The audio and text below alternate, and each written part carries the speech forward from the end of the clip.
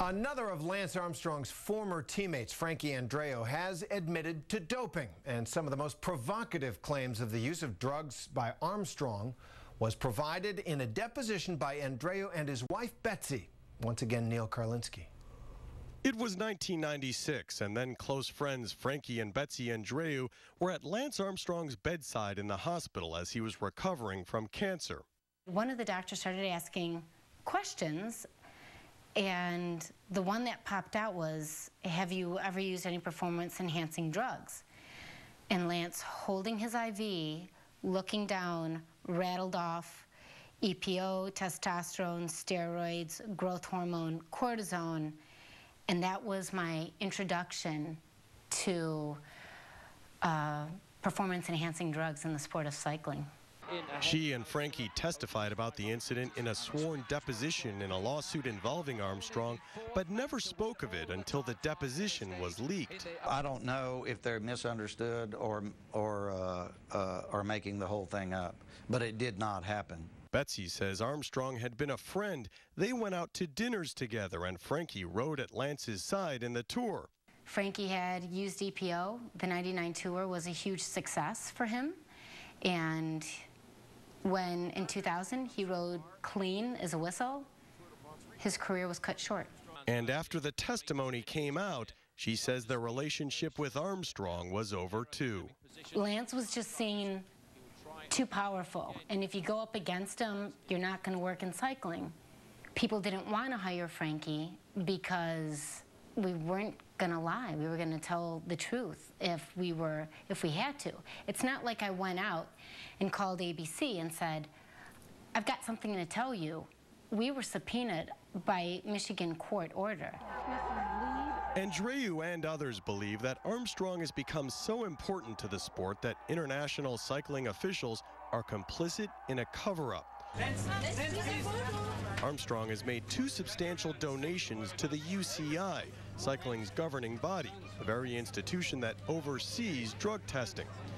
Cycling News reported that Armstrong wrote a personal check for $25,000 in 2002, and his company donated $100,000 later, money that paid for a blood testing machine like this one. The International Cycling Union refused to answer ABC News questions about the payments, but Betsy Andreu didn't mince words. Cycling can be cleaned up. You have to start with the UCI, the governing body. What Americans don't realize is when Lance is giving hundreds of thousands of dollars in donations, it's kind of like Barry Bonds giving money to Bud Selig. Could you imagine if that were to happen in the U.S.? Running a sophisticated sports doping program isn't cheap. Landis says the team paid for it in part by selling equipment. One way that was to sell bicycles and products that they had gotten from sponsors. Maybe it wasn't just bicycles, but I know that there was bicycles sold. The bicycle claims are being investigated. Meanwhile, the head of the World Anti-Doping Agency tells Nightline, "We believe what Landis is saying now has to be fully and properly investigated. We have total faith in those who are entrusted with the investigation, so much so that we are trying to facilitate a global one." This was a big decision for you. Why did you want to come out and talk today? Well, it's about the truth. It's about me feeling better for having misled the public, and I would like to take the opportunity today to just say that I'm sorry for having lied. I'm glad I don't have to lie. It was hard to do interviews where I knew I was lying and I was done, and I didn't feel good about those. I'll feel better when I'm done talking to you. Are you worried, though, or are you scared? You've lost a lot. I don't get scared very easily anymore. I'm ready to face whatever I have to face. It's in the hands of investigators now, looking into the underbelly of a sport and a star like never before. And even his attorney acknowledged it's thrown a dark cloud over Lance Armstrong's final Tour de France. It's been cruel, it's been way over the top, and essentially it has ruined his last tour.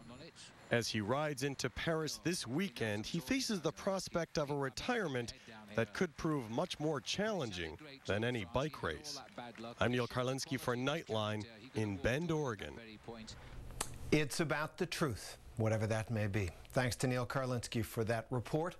And we'll be right back, but first here's Jimmy Kimmel with what's coming up next on Jimmy